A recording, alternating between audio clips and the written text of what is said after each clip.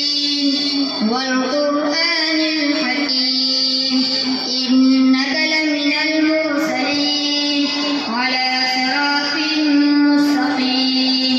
تنزيل العزيز الرحيم لتنذر قوما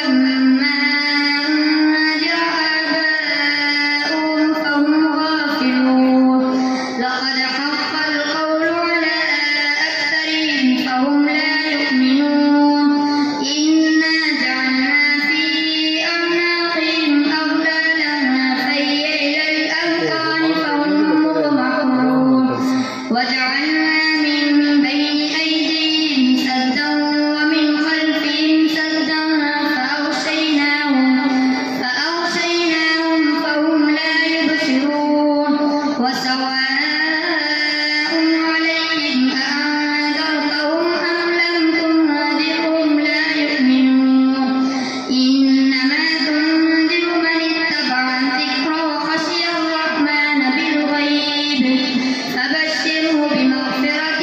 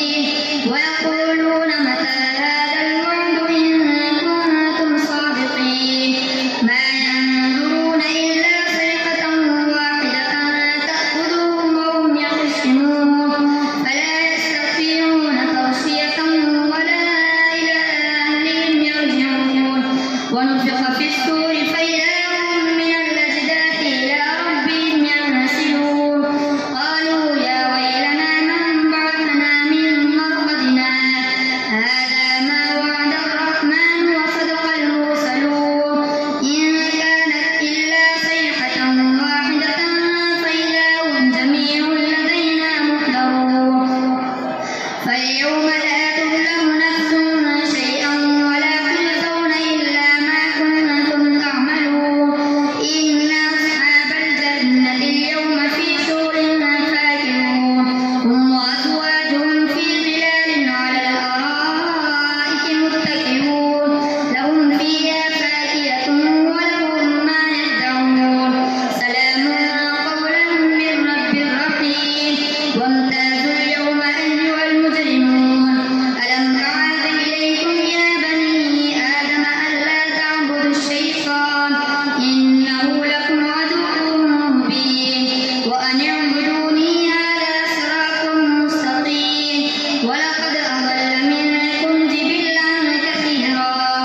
أفلم تكونوا تعقلون هذه جهنم التي كنتم توعدون اصلوها اليوم بما كنتم تكفرون اليوم نختم على أفواههم وتكلمنا أيديهم وتشهد أرجلهم بما كانوا يكسبون ولو نشاء لطمسنا على أعينهم فاستبقوا الصراط فأنى يبصرون ولو نشاء لمسخناهم على مكانتهم فما استطاعوا مضيا ولا يرجعون ومن نعمره ننكسه في الخلق أفلا يعقلون وما علمناه الشعر وما ينبغي له إن هو إلا ذكر وقرآن مبين لينذر من كان حيا ويحق القول على الكافرين أولم يروا أنا خلقنا لهم مما عملت أيدينا أنعاما فهم لها مالكون وذللناها لهم فمنها ركوبهم ومنها يأكلون ولهم فيها منافع ومشارب وفلا يشكرون واتخذوا من دون الله آلهة لعلهم ينصرون لا يستطيعون نصرهم وهم لهم جند محضرون فلا يحزنك قولهم إنا نعلم ما يسرون وما يعلنون أولم ير الإنسان أنا خلقناه من نطفة فإذا هو خصيم مبين وضرب لنا مثلا ونسي خلقه قال من يحيي العظام وهي رميم قل يحييها الذي أنشأها أول مرة وهو بكل خلق عليم الذي جعل لكم من الشجر الأخضر نارا فإذا أنتم منه توقدون أوليس الذي خلق السماوات والأرض بقادر على أن يخلق مثلهم بلى وهو الخلاق العليم إنما أمره إذا أراد شيئا أن يقول له كن فيكون فسبحان الذي بيده ملكوت كل شيء وإليه ترجعون والصافات صفا فالزاجرات زجرا فالتاليات ذكرا إن إلهكم لواحد رب السماوات والأرض وما بينهما ورب المشارق إنا زينا السماء الدنيا بزينة الكواكب وحفظا من كل شيطان مارد لا يستمعون إلى الملأ الأعلى ويقذفون من كل جانب دحورا ولهم عذاب واصب إلا من خطف الخطفة فأتبعه شهاب ثاقب فاستفتهم أهم أشد خلقا أم من خلقنا إنا خلقناهم من طين لازب بل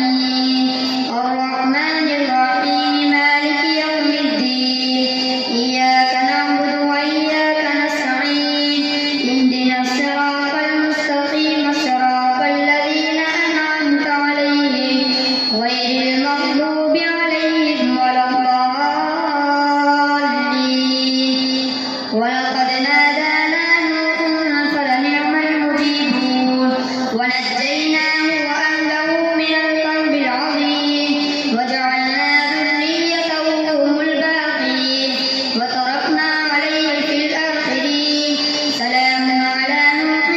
في العالمين إنا كذلك نجزي المحسنين إنه من عبادنا المؤمنين ثم أغرقنا الآخرين وإن من شيعته لإبراهيم إذ جاء ربه بقلب سليم إذ قال لأبيه وقومه ماذا تعبدون أئفكا آلهة دون الله تريدون فما ظنكم برب العالمين فنظر نظرة في النجوم فقال إني سقيم فتولوا عنه مدبرين فراغ إلى آلهتهم فقال ألا تأكلون ما لكم لا تنطقون فراغ عليهم ضربا باليمين فأقبلوا إليه يزفون قال أتعبدون ما تنحتون والله خلقكم وما تعملون قالوا بنوا له بنيانا فألقوه في الجحيم فأرادوا به كيدا فجعلناهم الأسفلين وقال إني ذاهب إلى ربي سيهدين رب هب لي من الصالحين فبشرناه بغلام حليم فلما بلغ معه السعي قال يا بني إني أرى في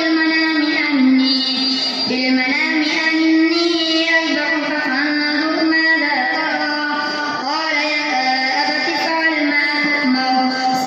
ستجدني إن شاء الله من الصابرين فلما أسلما وتله للجبين وناديناه أن يا إبراهيم قد صدقت الرؤيا إنا كذلك نجزي المحسنين إن هذا لهو البلاء المبين وفديناه بذبح عظيم وتركنا عليه في الآخرين سلام على إبراهيم كذلك نجزي المحسنين إنه من عبادنا المؤمنين وبشرناه بإسحاق نبيا من الصالحين وباركنا عليه وعلى إسحاق ومن ذريتهما محسن وظالم لنفسه مبين ولقد مننا على موسى وهارون ونجيناهما وقومهما من الكرب العظيم ونصرناهم